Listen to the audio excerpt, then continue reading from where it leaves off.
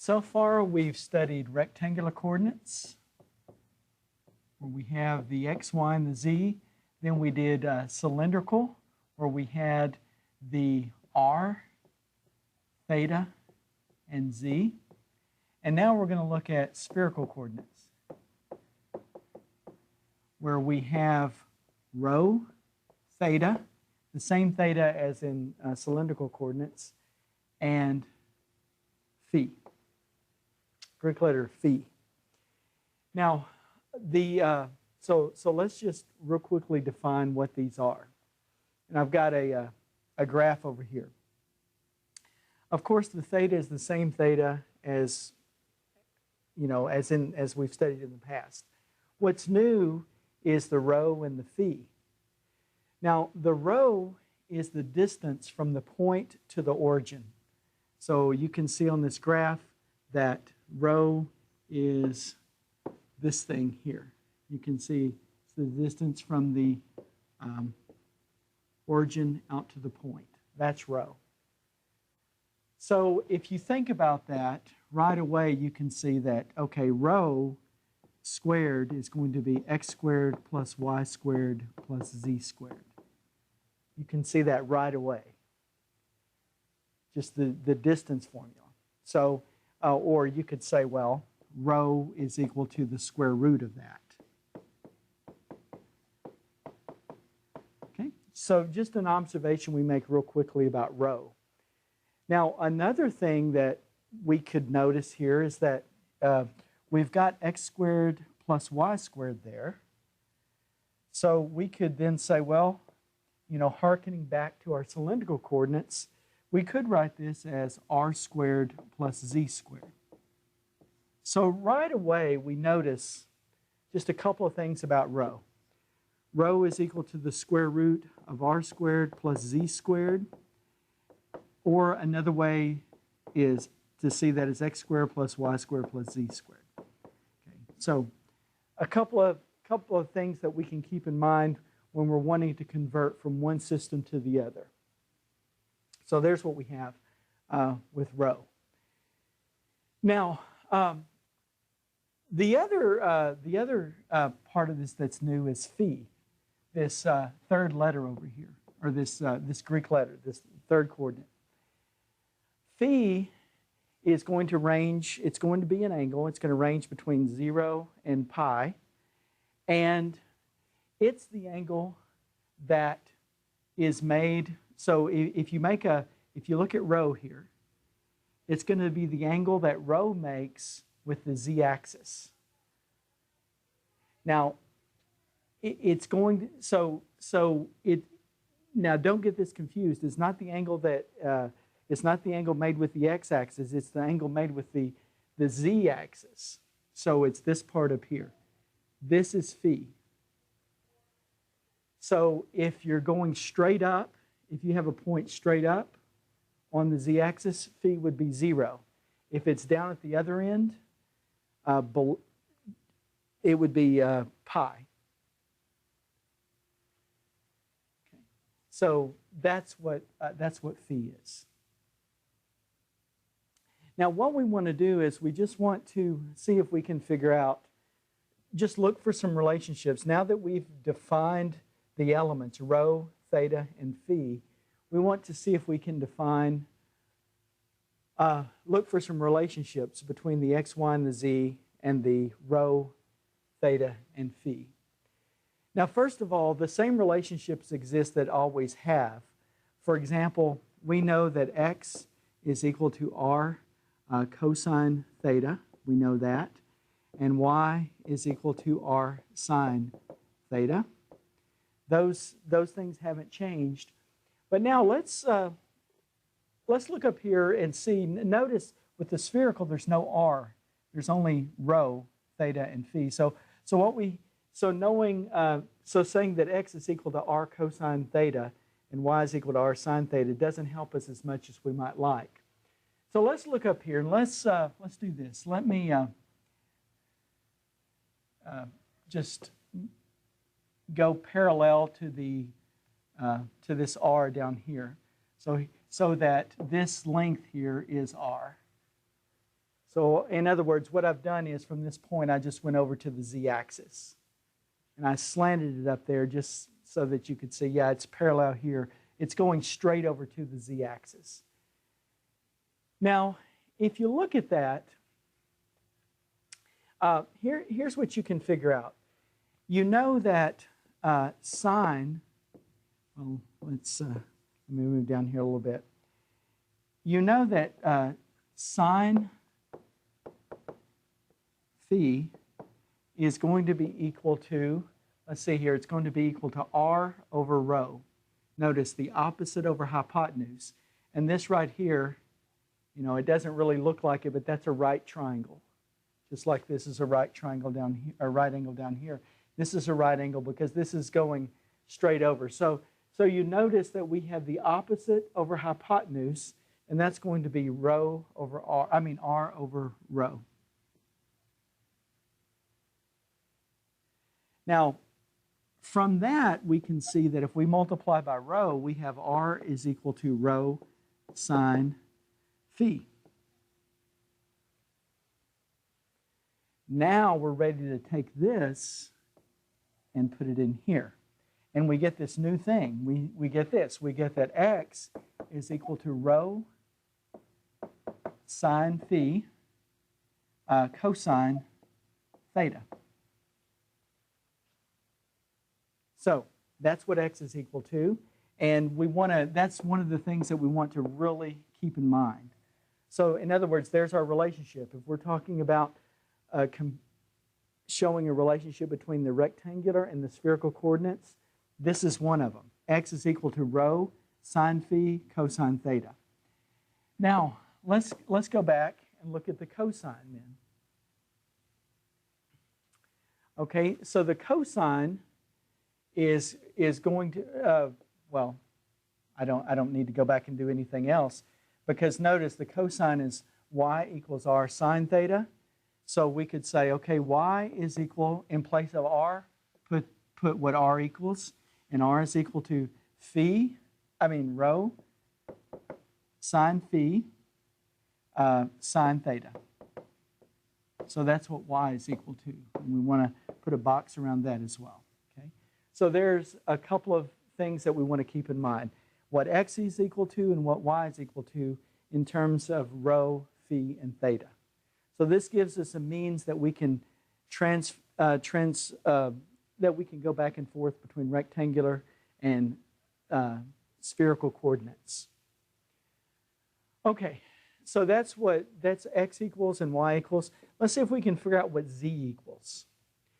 Now, if you consider that the z here, let's see here, this z, if you think about this triangle up here, the z is the adjacent side. Okay, so we could do this. We could say the cosine of phi is z over rho. Okay, so let's do that. Let's do the cosine of phi equals z over rho. In other words, the adjacent over the hypotenuse. And that will give us, multiplying by rho, you get z is equal to rho cosine phi. And there you have it. That is how we can, that's how we can see the connection between the z part of the rectangular coordinate system and rho and phi. Okay, so we know that's the relationship between the rectangular and the spherical coordinate system. Or that's okay. Now let's look at some other parts to this. Also, notice we said this. We said that the cosine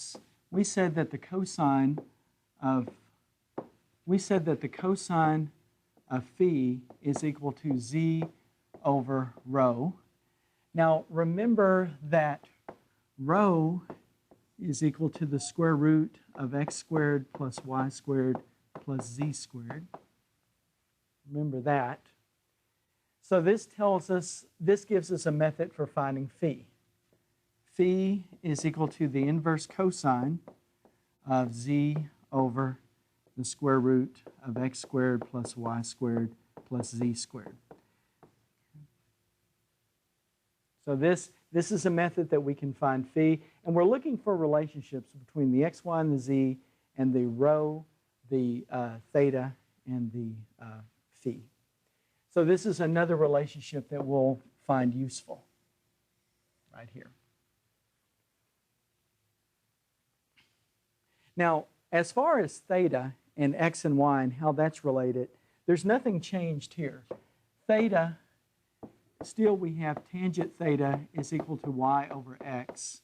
And we could say, well, that's the relationship that we're going to use to find theta. Now, we still have to be careful that we choose the right theta, because theta can be anything from 0 to 2 pi. When we do inverse tangent to find theta, we have to be careful, because as long as when we're on the xy plane, we're in the first or fourth quadrant, we'll be fine. But if we're in the second or third quadrant, whatever we get when we do inverse tangent of y over x, remember we have to add pi to it, or 180 degrees. Okay, so these are the relationships that we're going to use to convert from one coordinate system to another. Okay, so let's see this in action. Let's go from rectangular to spherical. Here we've got 3, 4, 3, this point in the rectangular coordinate system. And what I need is a rho, theta, and a phi. Okay, so here we go. Here is rho. Rho is going to be the square root of 3 squared plus 4 squared plus 3 squared. And that's going to be, of course, let's see what we get here now. We get 9 and 16, that's 25, plus 9, and that's going to be the square root of 34. So that's what our rho is, square root of 34. Now I want to get theta. Theta is going to be the inverse tangent of 4 over 3. That's going to be theta. And so let me go ahead and put that in here. Here's 34. Here's the inverse tangent of 4 over 3. See, I don't care what z is. The theta is just on the xy plane. Now I need to get phi. So here we go. Here's phi. Phi is going to be the inverse cosine of z over rho, right? So that's going to be right here. Inverse cosine of 3 over the square root of 34. And there we've converted 3, 4, 3 to rho, theta, and phi. And of course, you could use your calculator to come up with the values for that. Okay, now let's see what's next. Now we want to go from rho, theta, phi, in other words, spherical coordinates to rectangular coordinates. And we've got rho is equal to 8, theta is equal to pi over 6, and phi is pi over 3. Okay, so let's see. We know that x is equal to rho sine phi and then cosine theta. That's what x is equal to. And y is equal to rho sine phi sine theta. We know those relationships. And then we also know that z is equal to rho cosine phi. Okay, so based on that, let's see if we can figure this out. Now, we know rho is 8, so there's 8. We have sine of phi, which is pi over 3, and then cosine of pi over 6. Okay, so that's what x is equal to. Now, that gives us 8. The sine of pi over 3 is square root of 3 over 2. And the cosine of pi over 6 is square root of 3 over 2. So it looks like that's going to be 2 times 3. Yeah, 2 times 3, is that going to be 6? Looks like it, because square root of 3 times square root of 3 is 3. 8 divided by 4 is 2. Okay, so I guess it's going to be 6. Now this one's going to be 8. Here we go, sine pi over 3, once again. And then sine of pi over 6. Okay, so that's going to be 8 square root of 3 over 2. And then sine of pi over 6, that's 1/2. So it looks like this is going to be 2 square roots of 3. Looks like that's going to be the y. Okay, so let's see what we got here. We've got 6, 2 square roots of 3. And now finally, the grand finale.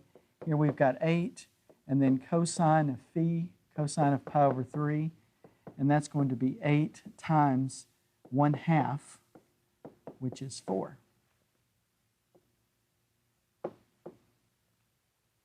Okay, so that looks like we've accomplished what we wanted to.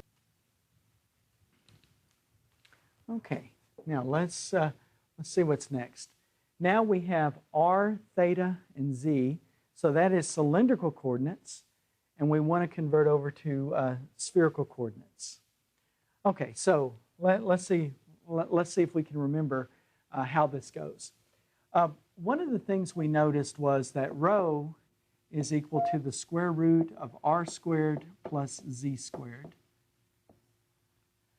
And we've got r right here and z right there. So let's see what we can do. This is going to be 4 squared plus 3 squared.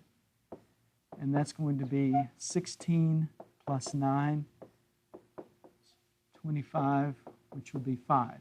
So it looks like what we've got is we've got our rho. Looks like our rho is going to be 5. Now theta, let's see, this is a hard one. Theta, we just take directly from there, right? Nothing's changed on that. And now we have to get phi. Well, let's see. We want to figure out, okay, well, what is the relationship here? Phi, and this might be a little more difficult than the previous ones, but we just have to think about the various relationships that we have. So one of the things that we do have r and z. And we know that, so having r and z, now we could say this, we could say, well, phi is equal to the inverse cosine of z, and then down here, this would be normally rho, but it's, we think of it as rho. This is r squared plus z squared.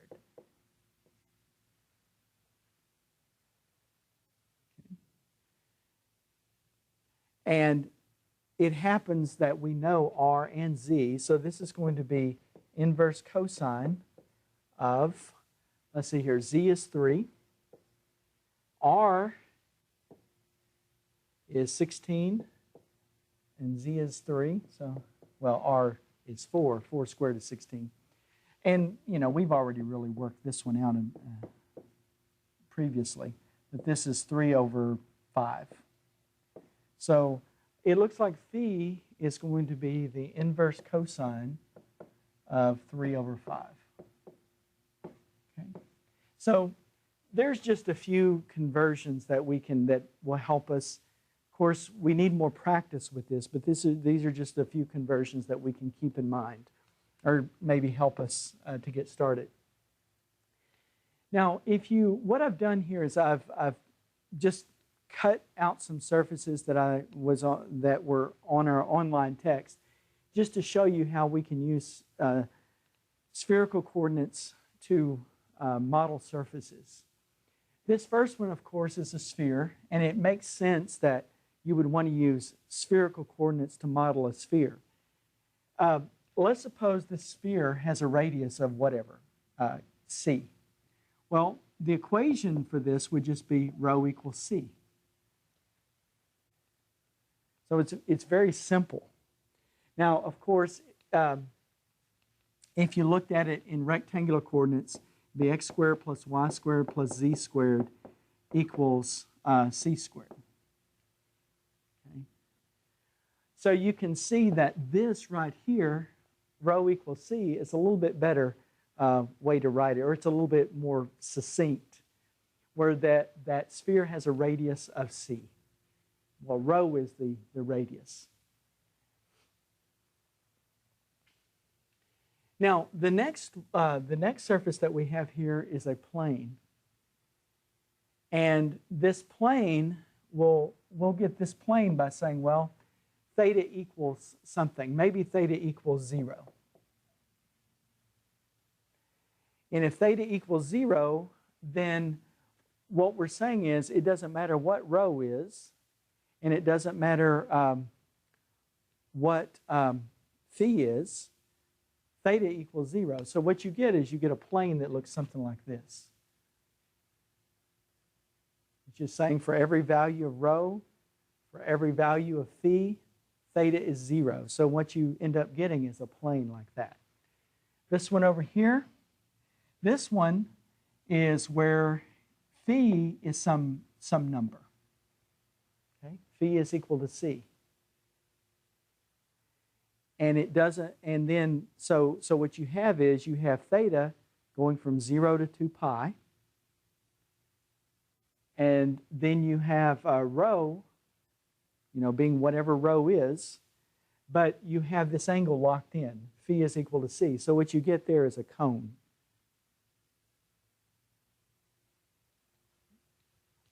So this is an introduction to spherical coordinates.